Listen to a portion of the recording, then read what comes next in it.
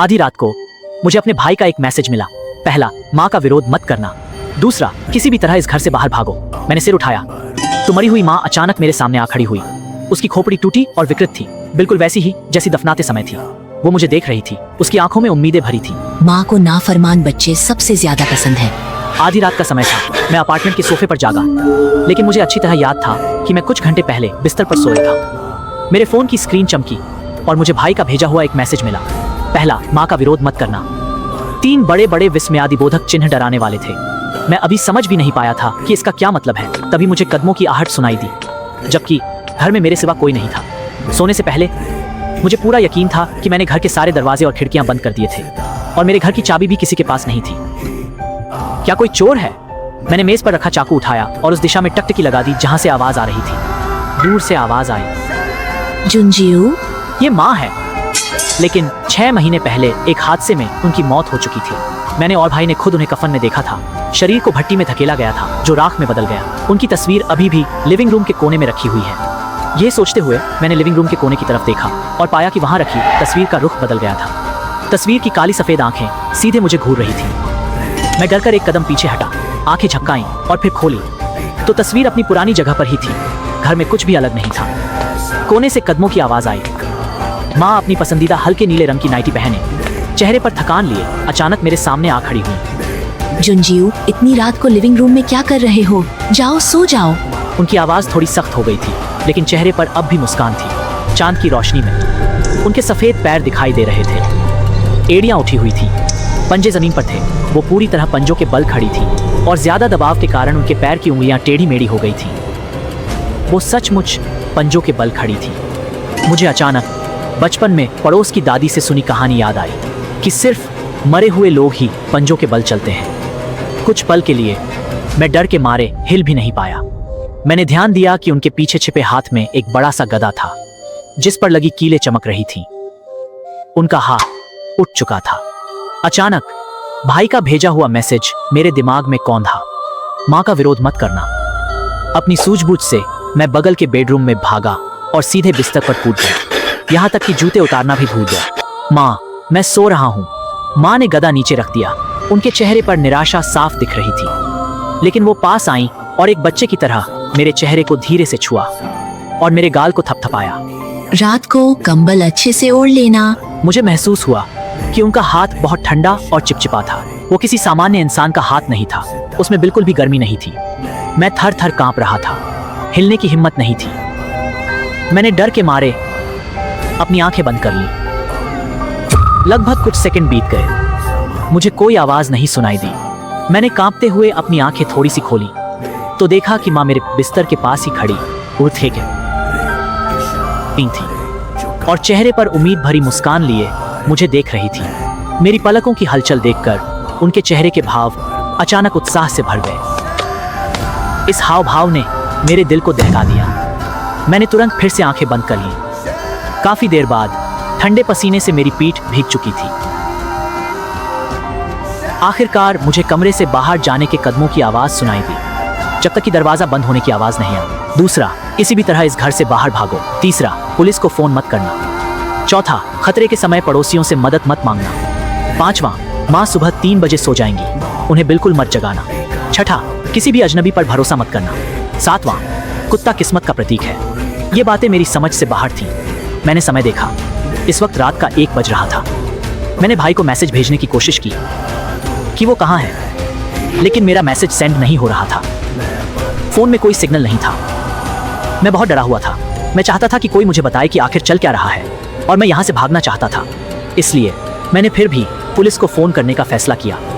Phone तो लग गया, लेकिन उधर से आवाज आई, आपके द्वारा डायल किया गया नंबर नेटवर्क क्षेत्र से बाहर है। पुलिस का नंबर भी नेटवर्क क्षेत्र से बाहर हो सकता है। मैंने कुछ और हेल्पलाइन नंबरों पर फोन करने की कोशिश की, लेकिन हर बार वही जवाब मिला, आपके द्वारा डायल किया गया नंबर नेटवर्क क्षेत्र से बाहर है। मुझे अचानक भाई के मैसेज का तीसरा नियम याद आया, पुलिस को फोन मत करना। फोन से कुछ आवाजें आ रही थीं। मैं ध्यान से सुन रहा था। मुझे लगा कि शायद अब फोन कनेक्ट हो जाएगा। अचानक फोन की आवाजें बंद हो गईं। बिल्कुल सन्नाटा छा गया। जब मैं फोन काटने ही वाला था, तभी उसमें से एक डरावनी औरत की आवाज आई, जुंजियू, मैंने तुम्हें ढूंढ लिया। उसकी बात ने मुझे उलझन में डाल दिया। मैं उस इंसान को जानता तक नहीं था। फोन कट गया और उसी समय मेरी नजर बिस्तर के पास अचानक प्रकट हुई एक नोटबुक पर पड़ी, जिसमें भी 7 नियम लिखे हुए थे। लिखावट मेरी अपनी ही थी। पहला, माँ का विरोध मत करना। दूसरा, कभी कभी घर ही सबसे सुरक्षित जगह होता है। तीसरा, पुलिस को फोन करना ही एकमात्र रास्ता है। चौथा, लाल कपड़े पहने पड़ोसी पर भरोसा किया जा सकता है। पांचवा, माँ रात को नहीं सोती हैं, उन्हें रात में गुस्सा दिलाने की कोशिश मत करना। छठा, अजनबी किस्मत का प्रतीक होते हैं। सातवां, कुत्ता बदकिस्मती लाता है। पहले नियम माँ का विरोध मत करना के अलावा बाकी के 6 नियमों में से एक भी मेल नहीं खा रहा था।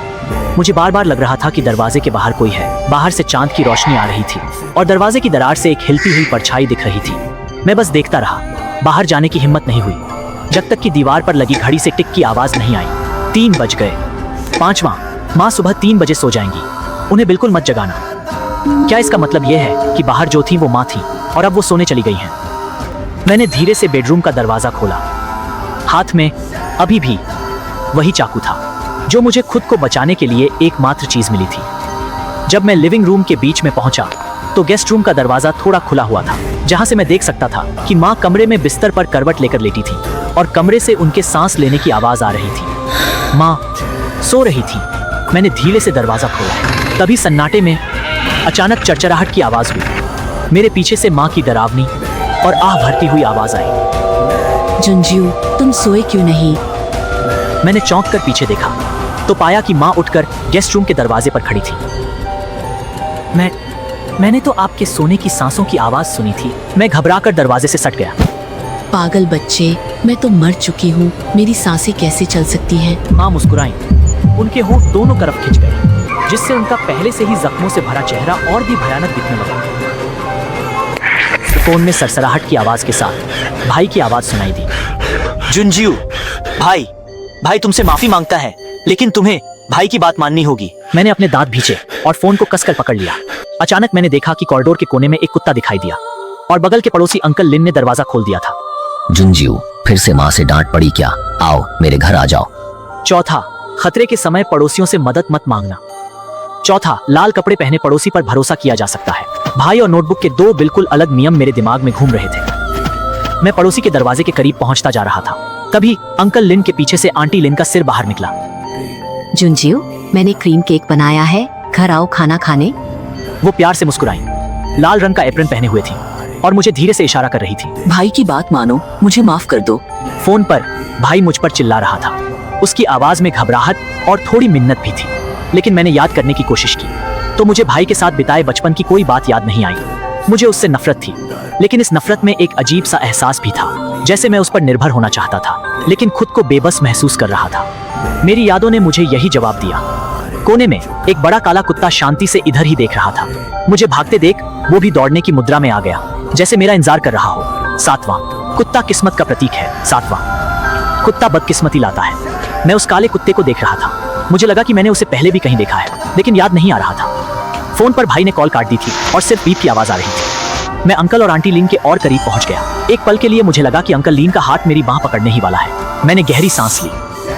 मैं पड़ोसियों को छोड़कर सीढ़ियों के कोने पर खड़े कुत्ते की तरफ भागा। एक बार दाम लगा ही लेता हूँ। जैसे ही मैं कुत्ते की तरफ भागा, मैंने देखा कि वो काला कुत्ता मुस्कुरा रहा था। हाँ, एक कुत्ते के चेहरे पर वैसी अजीब और डरावनी मुस्कान थी। मुझे डर का एहसास हुआ और मैं कुत्ते से 2 मीटर की दूरी पर रुक गया। जब मैं ठंडे पसीने में पीछे हटने की सोच रहा था, तभी कुत्ते की वो अजीब मुस्कान गुस्से में बदल गई और उसकी काली आंखें सीधे मेरी तरफ घूरने लगी।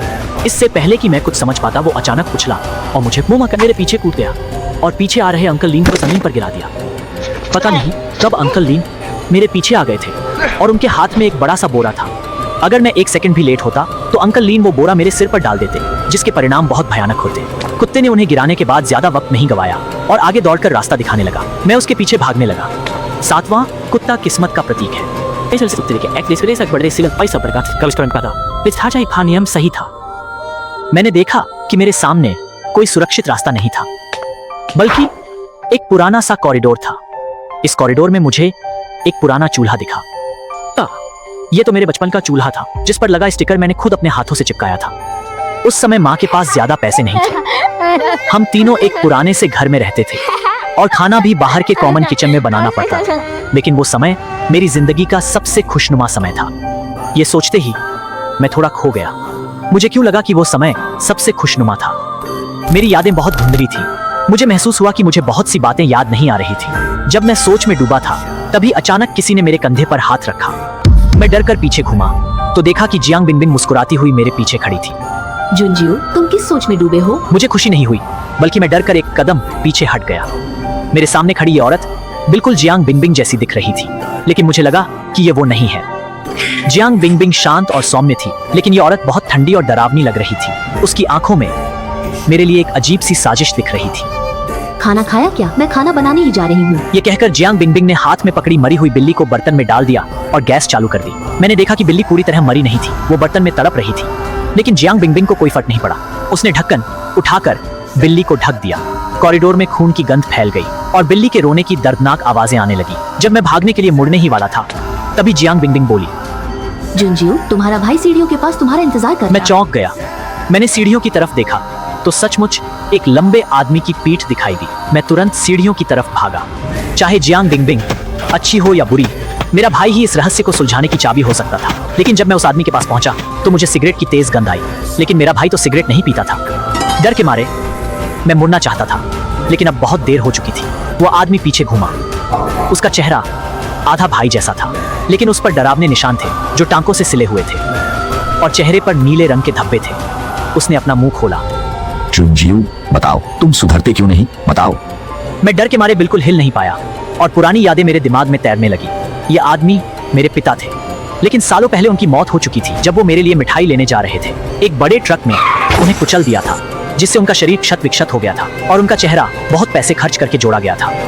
इस वक्त वो मृत व्यक्ति अचानक अपना हाथ उठाकर मुझ पर वार करने लगा। मैं जोर से चिल्लाया और खुद को बचाने की कोशिश की, लेकिन तभी मैंने खुद को फिर से बेडरूम में पाया।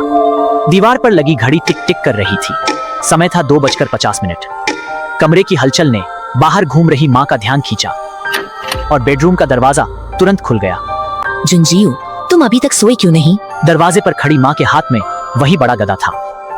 मुझे हैरान देखकर उन्होंने अपना हाथ उठाया। ना ना हाजियो, भले चंचल को ही थे। मेरे सिर दर्द हो रहा और आंखें खुली तो आज को फिर से नहीं सक पाएगा। घड़ी में समय 2:50 था। मैं बेबस होकर बिस्तर पर लेट गया। दरवाजे की दरार से आ रही लंबी परछाई को देखकर मुझे यकीन हो गया कि वो माँ ही थी। अपनी सांसों को काबू में रखते हुए मैं सब कुछ समझने की कोशिश कर रहा था। ऐसा लग रहा था कि मैं किसी चक्रव्यूह में फंस गया हूँ और इस बिल्डिंग से बाहर नहीं निकल पा रहा हूँ। और सबसे डरावनी बात यह थी कि मुझे अपना शरीर बहुत कमजोर महसूस हो रहा था। मैंने धीरे से शीशा उठाया और खुद को देखा। चेहरे पर एक लंबा कट था जो पिता के कुल्हाड़ी के वार को रोकने की कोशिश में लगा था। सिर का आधा हिस्सा दबा हुआ था और पूरे चेहरे पर जख्म थे। यह माँ के गदे के वार से टूटी खोपड़ी का निशान था। मुझे महसूस हुआ कि मेरा शरीर पहले से बहुत कमजोर और पतला हो गया था। चेहरा धंस गया था और इन जख्मों के साथ मैं किसी राक्षस जैसा दिख रहा था। मुझे लग रहा था कि हर चक्रव्यूह के साथ मेरा शरीर और कमजोर होता जा रहा था। घड़ी में 3 बजने की आवाज आई।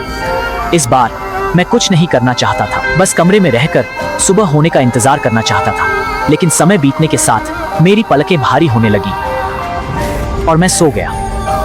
जब आंखें खुली तो फिर से 2:50 हो रहे थे और मेरे फोन पर एक मैसेज आया जो भाई का ही था। किसी भी तरह बाहर भागो, तुम्हारे पास समय बहुत कम है, भाई पर भरोसा रखो। मैंने मैसेज का जवाब देने और फोन करने की कोशिश की, लेकिन फिर से वही नेटवर्क क्षेत्र से बाहर का संदेश मिला। तुम्हारे पास समय बहुत कम है, भाई पर भरोसा रखो। मैसेज की बातें एक चेतावनी जैसी थी और घड़ी में फिर से 3 बज गए थे। मैंने भाई के नियमों के अनुसार बाहर भागने का फैसला किया। मैं धीरे से बिस्तर से उतरा बिना कोई आवाज किए। लिविंग रूम खाली था। चांद की रोशनी में मैं दरवाजे के पास पहुंचा और बहुत सावधानी से हैंडल को घुमाया। दरवाजा खुला और मैं बाहर भाग गया। पड़ोसियों की तरफ बिना देखे मैं सीधे कॉरिडोर में खड़े काले कुत्ते की तरफ भागा। मुझे देखते ही